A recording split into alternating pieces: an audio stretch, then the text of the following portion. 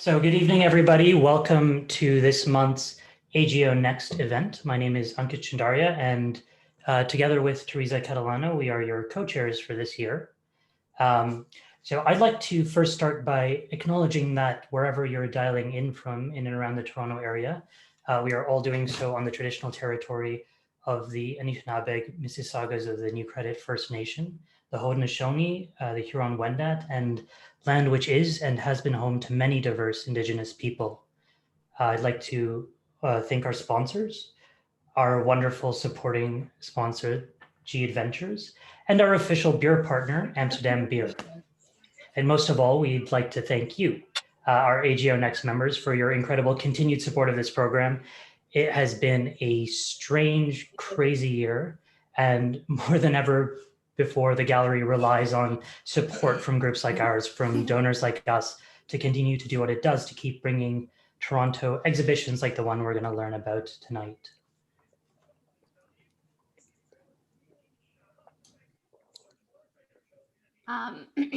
So tonight we're excited to hear from Jillian McIntyre, one of AGO's interpretive planners and an AGO Next favorite. Jillian will walk us through Heggie Yang's emergence and Heggie's work and practice. And then following the presentation, we'll have a short intermission in our breakout groups before we come together again for a Q&A with Jillian. You can ask your questions directly or submit your questions during the presentation through the Q&A box. So now we'll just turn it over to Jillian. Hello.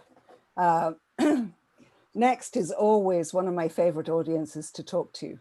So I'm an interpretive planner, which means I work on an exhibition with the curator, and in this instance with the artist, because it's a living artist. And we figure out, what do we do for this exhibition to help people get meaning? So Heggie Yang Emergence, an interesting exhibition to work on, especially during a pandemic. The title, by the way, it's a 25-year look back at her work, and emergence, that to me almost implies an emerging artist. She's far from that, she's international. But emergence means that things coming together add up to more than they do individually. So if we could go to the next slide. So here are the sponsors of the exhibition, and we really couldn't do it without them. So thank you to them. And if we have the next slide. Here are the lenders. So when you're putting together an exhibition like this, of course, you're borrowing it from all over the world. So again, you can imagine the challenges. If you look, we've got Seoul, we've got Berlin, we've got Paris, we've got Los Angeles. So it was quite a trick to get this exhibition together. And of course, it was quite delayed. At the same time as we were installing this exhibition, there were 3 other exhibitions in the world being installed of her work. So one in Tate St. Ives, one in Manila, and one in Seoul.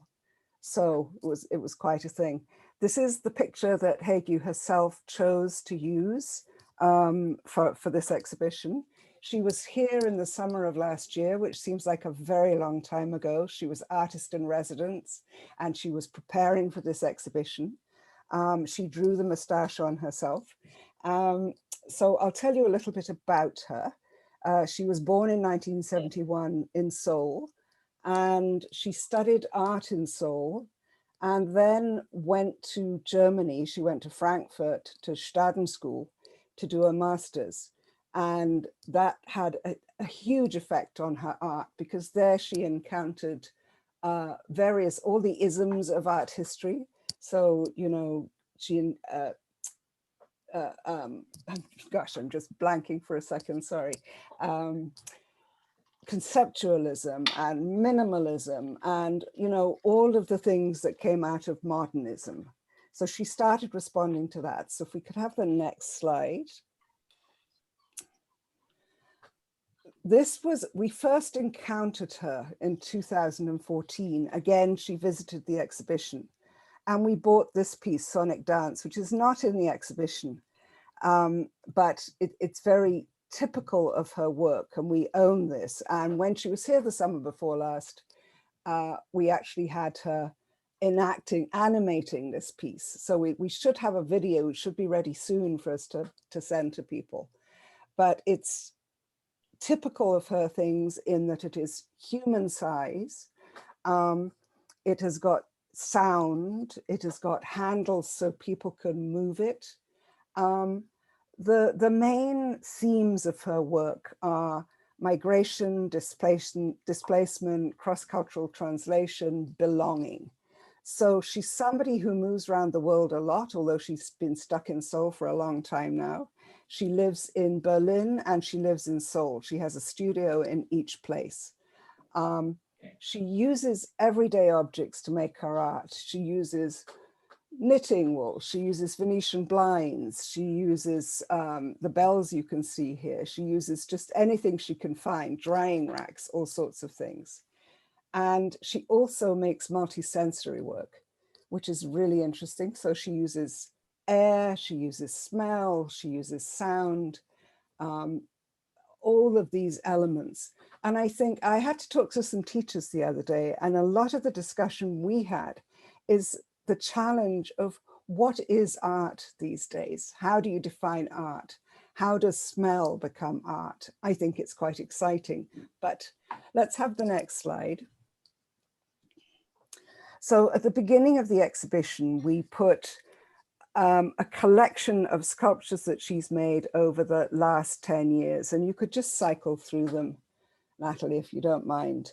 So you can see here, there are many of her elements. Let's just pause on this one for a second. So she's got wheels because movement is part of her work. Again, she's got those bells, and brass bells are used in Korean shamanism. She's got some plastic straw. She will use anything to make exquisite, exquisite sculptures.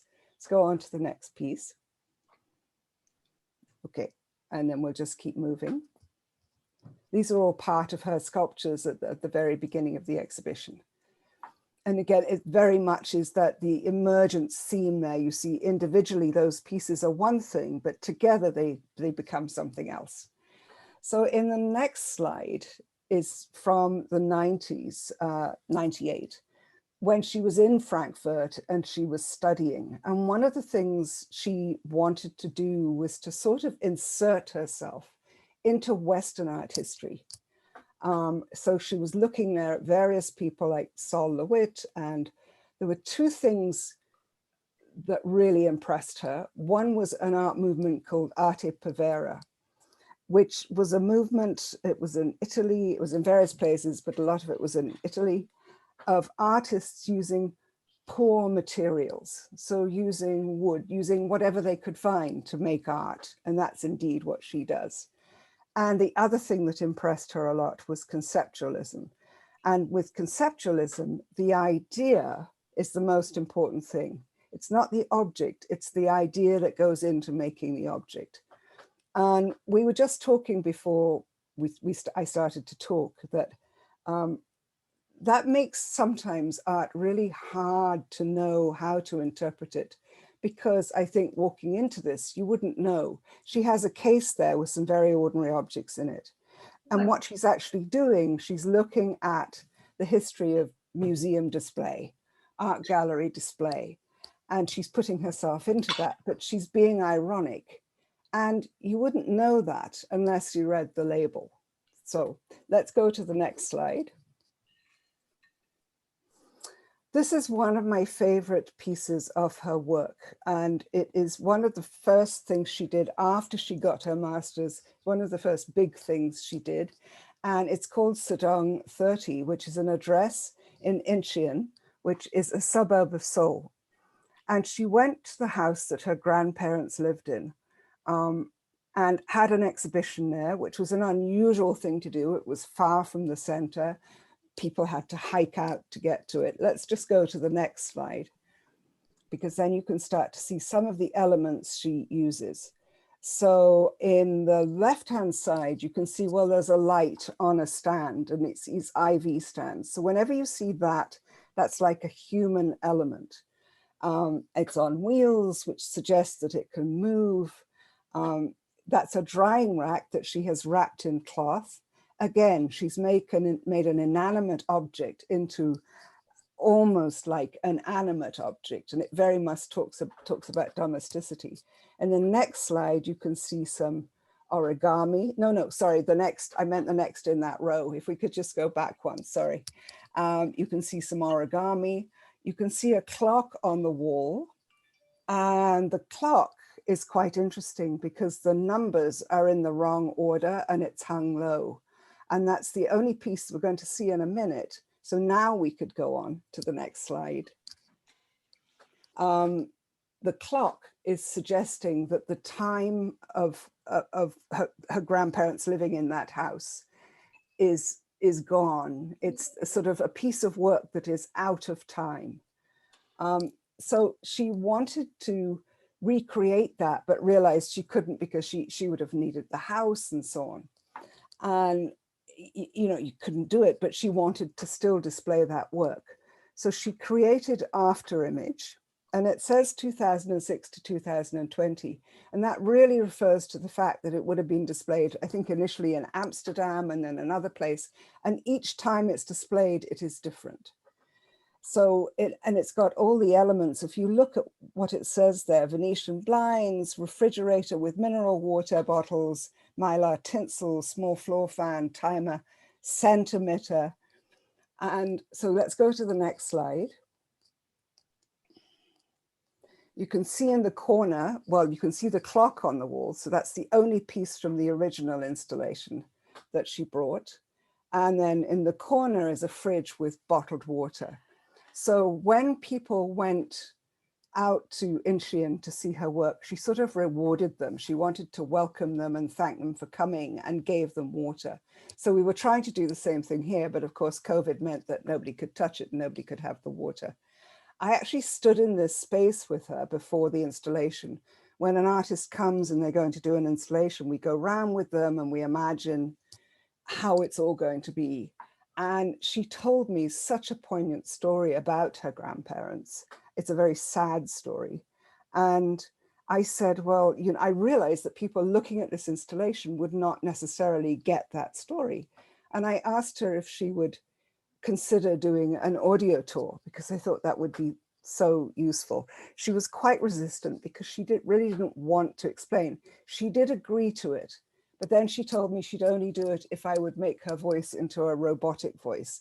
And then she kept adding things to make it difficult. And she said if I didn't meet all her demands, she wouldn't do it. So I said, fine. But it's such a shame. Let's go to the next slide. So that's just another view of it. And on the wall there is a row of photographs of her drying racks with clothes on. So, you know, they can't move anymore. So she's made them sort of human-like, but they can't move anymore. Okay, next slide. This is another display just of those drying racks. And again, she loves, one of the things with conceptualism is those artists love to do series of things. So that's exactly what she has done with different fabrics. I have to say one of the things I like about my job is that I now, on the ground floor of this house that I'm in, I have a drying rack just like that. I can't walk past it now without thinking of it as potentially a piece of art. So let's go on to the next slide. And we can go to the next one. This one, series of vulnerable arrangements. And I think that this is one of those pieces of art that you could be forgiven for standing there and thinking, well, that's not, where is the art? But of course, this is the art.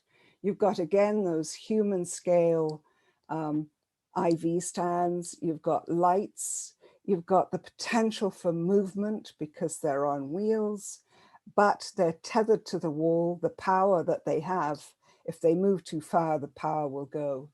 So it's very much, what she talks about is what it is like to move to a different place, to a different culture, to be perhaps lonely, to be this feeling of always moving and not settling. So that is the sorts of things that she is referring to here. Okay, next slide. I love these. These are lacquer paintings. We have a whole lot of them. So let's go to the next slide, which shows you a detail of them. So I just love these because I'm going to use a word we don't usually use at the art gallery, beauty. They are actually beautiful.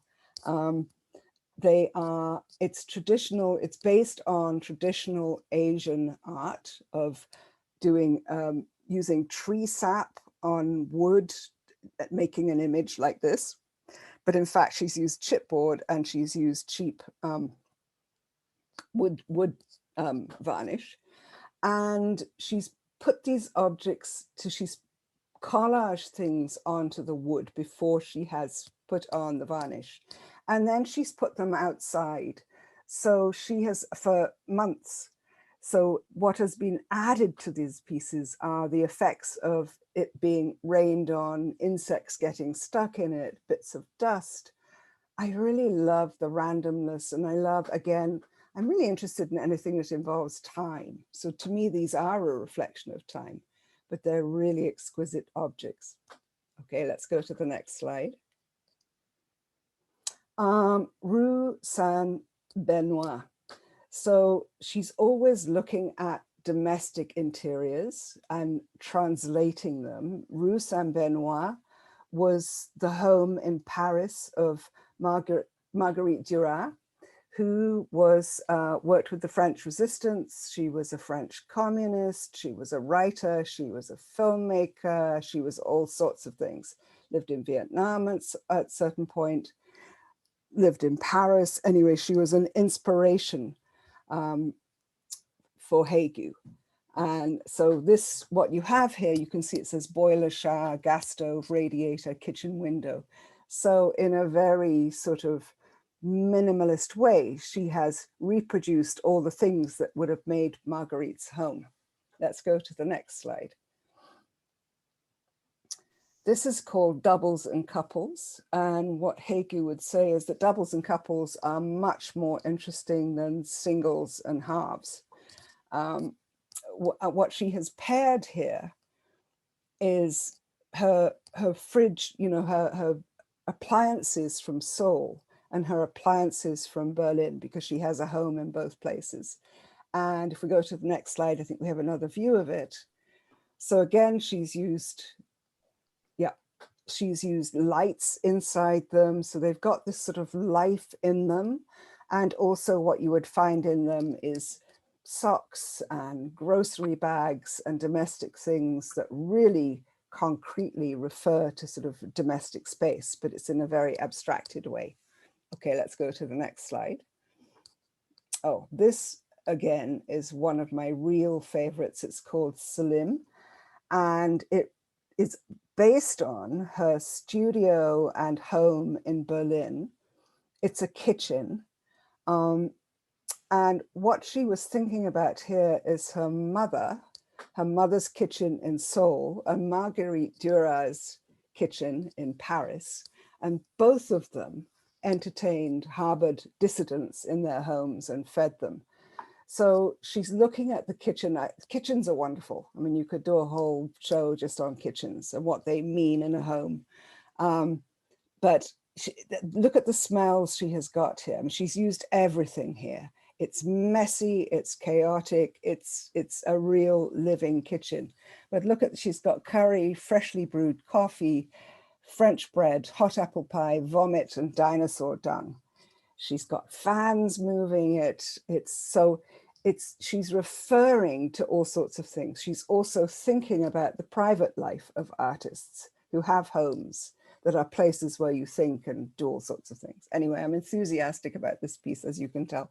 Next piece. Next slide. So this one, I always have to look at the title for this one. It is called Eclectic. Oh, where have I written it? I've written it somewhere. I can't see where I've written the actual title of it, but the vehicles that you can see, or the sculptures, the structures, are based on work by Sol LeWitt, who was a conceptual minimalist type artist she admires, and he is famous for making just cubes. So it's not trying to be something, it is a cube. And she's made them on wheels with handles, and it takes two people to move them. So she's looking at art as being something that can make people do something together and make people respond. So you would become part of the art. And then the wallpaper, she does a lot of wallpaper projects. And what she's got put into this wallpaper is all sorts of influences on her. Well, like, of course, Sol LeWitt and Marguerite Duras, but she also has in there elephants and clowns and George Orwell and all sorts of things. And if you're standing in this space, what you would hear is birdsong, and it's from the demilitarized zone. I think it was 2018 in Korea, when North Korea and South Korea, they met in the middle. And there was a moment they were discussing, and there was a moment when they asked for private conversation, and all these journalists were there recording, and all that they could hear was the click of cameras and the sound of birds. So that's the sound effect you have in this room. Let's go to the next slide. Boxing ballet. This, these are all, again, they're movable objects, which are, by the way, animated on Saturdays in the afternoon. And she based it on something called the Triadic Ballet by Oskar Schlemmer, who was in the Bauhaus. The Bauhaus in Germany, it was the sort of the early modernism, when they're really trying to sort of figure out new ways of making art, new ways of being. And he was looking at ballet. He made, and if you saw Triadic Ballet, these pieces are real direct imitation of the characters in it. And what he was looking at is dancers as the bodies of the dancers being art, and detaching them from the history of theater and you know, the stories they were playing. So we have several pictures of this. And of course, when they're, let's go on to the next slide. Of course, when they move, they make sound. So it's a really sort of sensual, multisensory, moving, marvelous thing. Let's go on to the next slide. I think I have a couple of this one. Again, where would she be without her ivy stands? Next slide. We also have several films in here. They're hard to explain, but I think this particular still is from, she was in Venice at the Venice Biennale, and she made film in Venice and she made film in Seoul, and she was looking at neighborhoods, and she was looking at, it's got voiceover, so it's got her voiceover. Again, it's not a sort of narrative that here's the story, this happens, then this happens, and this happens, but it's very much, and also the soundtrack changes. So you don't always have the same soundtrack. It's out of sync with the video, so it's constantly shifting. But she's looking at people in neighborhoods, perhaps being lonely, not having this sense of belonging. So anyway, 3 films in there. If we go to the next slide. So Woven Currents, Confluence of Parallels. We asked her if we could commission a piece of art from her, which indeed she has made. It's called Woven Currents, Confluence of Parallels. Let's go to the next slide so we can see it. It is hanging in the sculpture atrium. And she talked to us about, she's very interested when she has an exhibition anywhere at looking who the first people on that land was. So we introduced her to Wantananabush, and she went and looked at our indigenous collection. She also became very interested in the history of the AGO's building itself.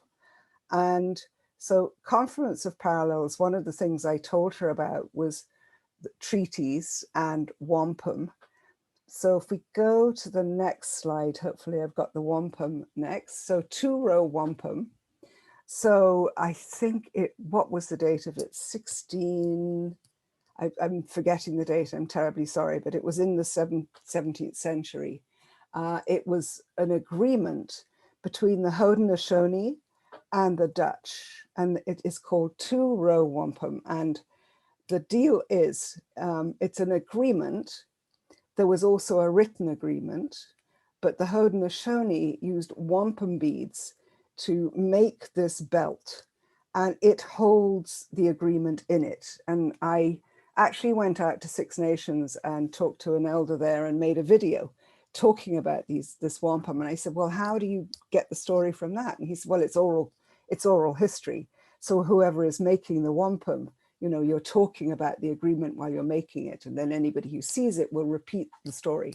So the idea is that the settlers who are in the two purple rows going across and are going down the stream in their boats, and the First Nations people here are going down the stream in their canoes. And as long as they all just go in there down the stream together, but respectfully, nobody's polluting the water, nobody's interfering with anybody else, then it will be all right. There's this idea of sharing the land.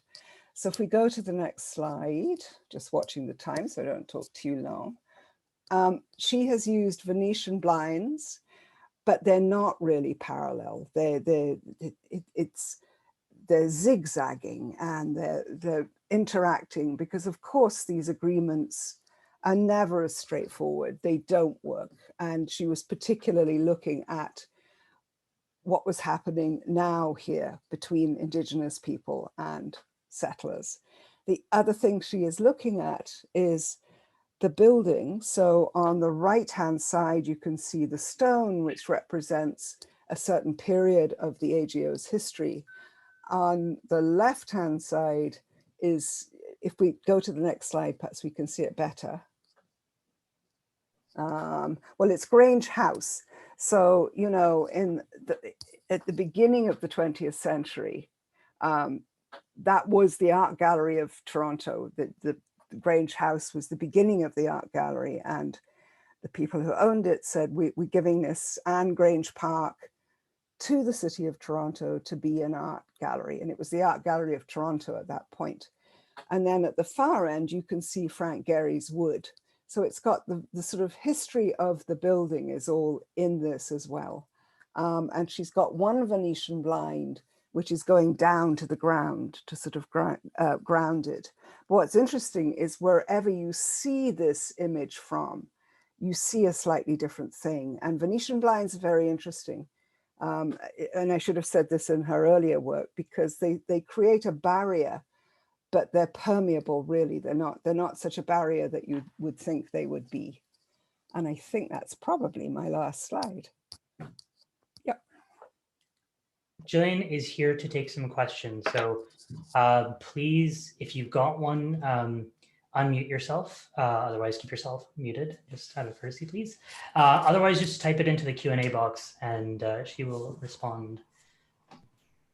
Hello, Jillian. Allison Smith here. Thank you for everything. I was just wondering, were you mentioning a style of art? Was it called conceptualism, or did it have a different term? Yes, conceptualism.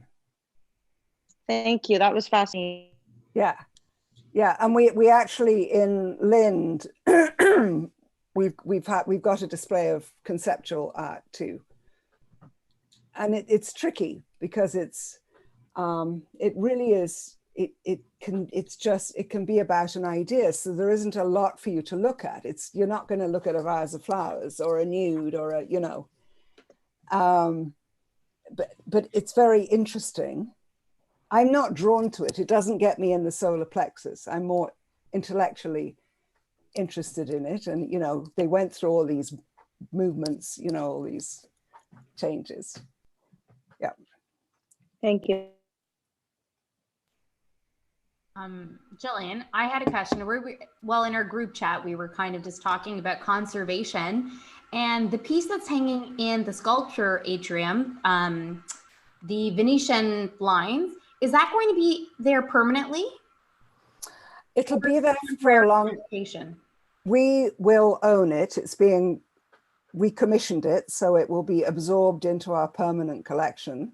I think it'll be there for quite a long time. It was a complete pain in the ass to hang. So, I mean, it'll be up for at least a year. But I mean, I think it's a nice fit. And it's so nice because it's talking about the building, but because it's talking about, we're trying to do a lot at the moment to relate to the Indigenous history. We actually just did an installation of a contemporary, Kent Monkman, who's a contemporary First Nations artist with Benini, where we're being quite provocative and talking about European art on Indigenous lands. So I think it's an interesting piece to have right in the heart of the gallery there. But, you know, conservation wise, Yeah. I'm just thinking about the light hitting it, because you get so much sunlight coming in and the coloring. So we were just talking about conservation and what that would look like. So if you say it's going to be hanging for a year and then maybe it moves. yes, I'm not sure that the color on the Venetian, I know there's some blue on them or some purpley blue. I'm not sure if it's fugitive. I think it's probably all right. That would have been a consideration when we accepted it, you know, because as a commission, she will have designed it and said, and we asked her to make something out of Venetian blinds, but we will have, you know, that would have, the conservatives would have thought about that when we commission. You don't want something that, like the works on paper, you can only hang for 3 months. Yeah, that's what I was thinking. And then Leah says there's going to be lots of dusting. We'll just get one of her wind machines on it, though. Yeah. That's what she calls fans, by the way, wind machines. I like that. But thank you. And then just one more quick conservation question. Do we still have the floor burger? Oh, we do. Do you like it? I like it. I don't know if everyone else likes it. I think it's special. Yes, yes, we do. We do. I mean, and it's being conserved, but I mean, it's not, we have a lot of things in the vaults. We could do all sorts of exhibitions just from our vaults. I only was slightly groaning because when I first worked at the AGO, I worked in school programs. I worked with high schools and universities and so on, and everybody wanted to see the floor burger. So I'd be standing in front of it, and I wasn't somebody who could stand and just say the same old thing again, you know, so I was always trying to think of something fresh to say. Maybe if it comes out again, I'll be able to. Thanks, Jillian. Sorry, I know it wasn't about this specific show, but I mean, we were talking about conservation and we thought we would ask in light of that as well. But thank you so much. I don't know if anyone else has any questions. Some chat. I was thinking something, I mean, also not directly related to this show, but you were discussing in our breakout group your experience working with this artist and the challenges and the, you know, the way each artist is very different to work with. I'm going to ask, and I'm going to ask you to be totally honest here, who is your favorite artist to work with and the most difficult artist to work with? Hege probably is right up there with, I'm not going to say difficult. I'm going to say challenging, very high standards, very, very, very particular. And we were talking in the break while you were all in your rooms about the challenges of the copy, which what happens with copy is I write something, the curator edits it, then when curator and I are happy with what we're saying, it goes to our editor. Then it went to Hege, who also had an editor, plus she had 2 managers in Berlin, and we were meeting them on Zoom once a week. And so we had a Google Doc that just had so many layers of edit, you couldn't possibly make sense of it. So once in a while, I would just put back in what I put in the first place. So, I mean, it's always interesting working with living artists. And you asked me to be honest, and Stephen Andrews is somebody, I don't know if any of you know Stephen Andrews' work, but I mean, he was a complete delight to work with, you know, very, very respectful and generous. And Ian Baxterand, I mentioned to you, who is a contemporary artist, he's older, but I was explaining, he actually officially changed his name to include the ampersand. So his philosophy is inclusiveness. So some artists are more interested in audiences than others. Some artists really want to communicate with people broadly, actually want their art to communicate. And others, I mean, some are quite reticent and don't feel they want to explain it. But I think somebody like Hege is quite challenging if you don't get all the references. So. Yeah, Jillian, just a quick question, and you sort of touched on this in your previous comment, but what about Hegu, what drives that being very particular about the story and the narrative that's displayed along the work? I mean, you spoke about how this other artist, inclusiveness was part of his ethos and part of his work. And so is there something about that you can see in Hegu's work that is a reflection of some of those peculiarities that we've discussed? No, I think any living artist is going to be fussy about what you say on the wall about their art, you know. But it's hard for people who are completely in the art world to understand. One of my jobs is to be accessible. So what assumptions do I make about visitors? We've done a lot of visitor testing at the AGO. We've tested labels and so on. So I'm not assuming that they know about art history. I'm not assuming that English is their first language, you know, and actually I think you raise standards by being accessible because more people can join the conversation. All right. And it's a very engaging and challenging and stimulating balancing act. It's an act of diplomacy. Does anyone have any final questions? No? I have one more question. I just remember when I went to see it, the contracts section where the art was the contracts where she gives her bank information. Can you briefly touch on that piece? It was pretty mind-blowing. I was just wondering how long these passwords are given to the people. I don't know how long they're given, but I mean, again, that you can understand that is a conceptual thing. So it's the idea of the trust and the relationship between her and whoever she's negotiating with. Yeah, I didn't show some of those things because they're harder to look at just on a slide rather than, but I don't know. I don't have the answer for how long. But I mean, I have to say, it's really interesting how her mind works, you know. And I like art for how it changes my life, you know, or how it, you know, that I can go out on the street and look at concrete bollards and suddenly I start seeing them as art because of some of what I've worked with, or, you know, the things you notice. That's what keeps me going. All right, wonderful. So thank you everyone for tuning in, and thank you, Jillian, for sharing this remarkable exhibition with us. Hope you guys have a chance to go and see it. I think it's on until the end of January next year. It is. I'm going to say one quick thing. Yep. And that is the other thing I worked on very recently is Ragnar Kjartansson. And that has been installed in Signe Eaton, so it's upstairs. And it is amazing. It's 7 screens in a row, in a circle. And it's in Iceland at summer solstice. And it's got 2 sets of twins walking around in a circle. It's called Death is Elsewhere. It's quite magical. And that is one you could stand in the middle of that and just not know a thing, and you would get something from it. And then, of course, I've got a couple of panels on the wall. So go and don't miss that. And you can look him up. There's a wonderful video from the Met of him talking about the art.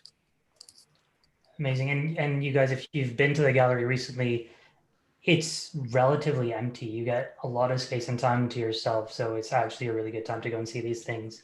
It's like a private viewing, basically. So on that note, our next event is our annual arts party on December 14th. So do mark it in your calendars. If you remember last year's, it was a lot of fun, really pretty different to our usual offering. An invitation, more information about the artists participating, and really what it will look like this year, given all of this, will be coming your way in the next week or so. So thanks for joining tonight. Thanks, Jillian, again, and I hope you guys have a great evening. Thank you. You're welcome. you.